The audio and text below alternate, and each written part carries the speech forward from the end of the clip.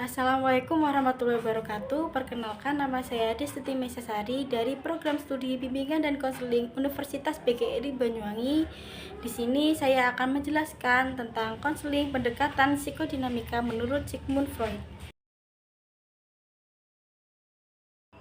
Sigmund Shlomo Freud atau biasa dipanggil Sigmund Freud. Ia lahir pada 6 Mei 1856 di Austria, Hungaria. Dia meninggal pada 23 September 1939 di umurnya ke-83 tahun. Sigmund Freud adalah seorang Austria keturunan Yahudi dan pendiri aliran psikoanalisis dalam bidang ilmu psikologi. Menurut Freud, kehidupan jiwa memiliki 3 tingkatan kesadaran, yaitu sadar, prasadar, dan tak sadar. Konsep dari teori Freud yang paling terkenal adalah tentang adanya alam bawah sadar yang mengendalikan sebagian besar perilaku. Selain itu, dia juga memberikan pernyataan bahwa perilaku manusia didasari pada hasrat seksualitas atau eros, yang pada awalnya dirasakan oleh manusia semenjak kecil dari ibunya. Pribadi sehat dan bermasalah menurut Freud. Yang pertama, pribadi sehat. Kepribadian yang sehat menurut Freud adalah jika individu bergerak menurut pola perkembangan yang ilmiah, mampu belajar dalam mengatasi tekanan dan kecemasan, memiliki kesehatan mental yang baik. Kepribadian yang sehat memiliki mekanisme pertahanan yang baik. Kemudian pribadi bermasalah. Kepribadian yang bermasalah memiliki mekanisme pertahanan yang buruk. Pribadi yang bermasalah adalah pribadi yang tidak bisa mengorganisir struktur kepribadiannya dengan baik dan tidak bisa menyelaraskan antara id, ego, dan superegonya. Tujuan konseling pendekatan psikoanalisis menurut Freud adalah untuk membentuk kembali struktur kepribadian konseli dengan jalan mengembalikan hal yang tidak disadari menjadi sadar kembali.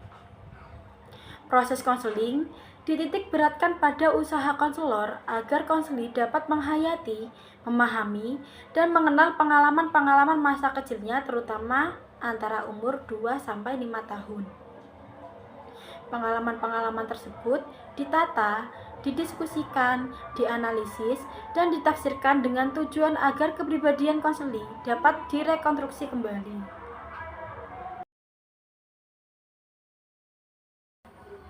Peran konselor dalam pendekatan psikoanalisis menurut Freud, yaitu berusaha membantu konseli dalam mencapai kesadaran diri, kejujuran, dan keefektifan dalam melakukan hubungan personal.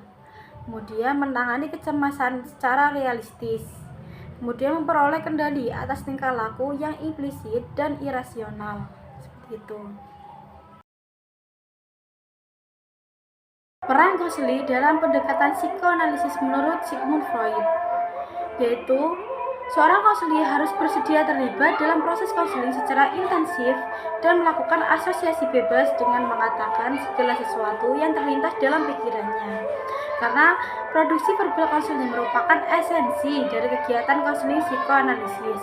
Pada kasus-kasus tertentu, konseling diminta secara khusus untuk tidak mengubah gaya hidupnya selama proses konseling. Hubungan terapeutik antara konselor dan konseli berdasarkan pendekatan psikoanalisis menurut Freud. Terdapat 3 bagian hubungan konselor dengan konseli, yaitu yang pertama adalah aliansi, yaitu sikap konseli kepada konselor yang relatif rasional, realistik, dan tidak neurosis, atau merupakan prakondisi untuk terwujudnya keberhasilan konseling. Kemudian yang kedua, transferensi. Transferensi yaitu pengalihan segenap pengalaman konseli di masa lalunya terhadap orang-orang yang menguasainya, yang ditujukan kepada konselor dan merupakan bagian dari hubungan yang sangat penting untuk dianalisis, kemudian membantu konseli untuk mencapai pemahaman tentang bagaimana dirinya telah salah dalam menerima, menginterpretasikan, dan merespon pengalamannya pada saat ini dalam kaitannya dengan masa lalunya. Kemudian kontratransferensi, yaitu kondisi di mana konselor mengembangkan pandangan-pandangan yang tidak selaras dan berasal dari konflik-konfliknya sendiri. Kontraferensi kontratransferensi maksudnya bisa terdiri dari perasaan tidak suka atau justru keterikatan atau keterlibatan yang berlebihan. Kondisi ini dapat menghambat kemajuan proses konseling karena konselor akan lebih terfokus pada masalahnya sendiri, seperti itu. Teknik-teknik dalam pendekatan psikoanalisis menurut Sigmund Freud.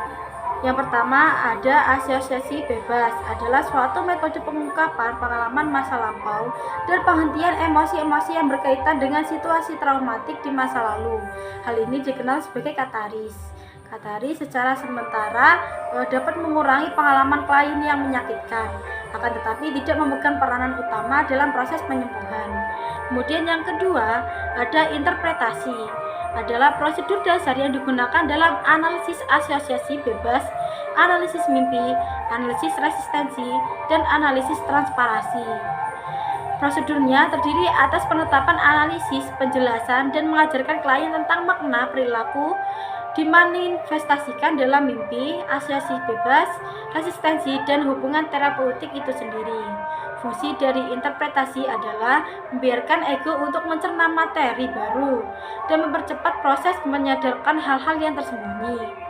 Kemudian yang ketiga, analisis mimpi merupakan prosedur yang penting untuk membuka hal-hal yang tidak disadari dan membantu klien untuk memperoleh tilikan kepada masalah-masalah yang belum terpecahkan. Selama tidur, pertahanan menjadi lebih lemah dan perasaan-perasaan yang tertekan muncul ke permukaan.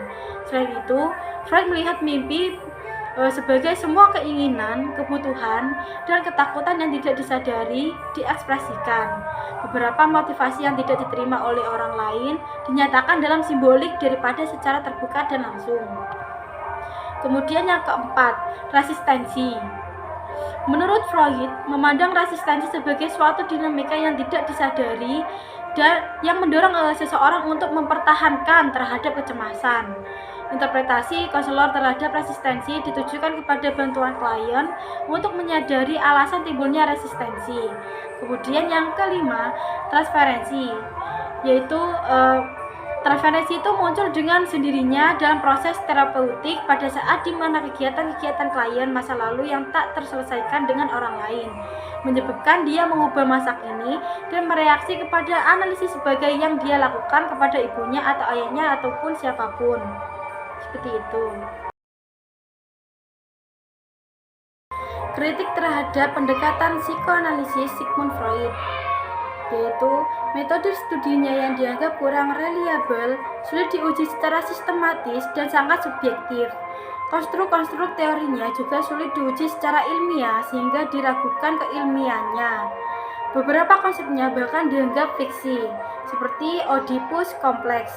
Bagi alien behavioris yang dilakukan Freud adalah mempelajari intervening variabel.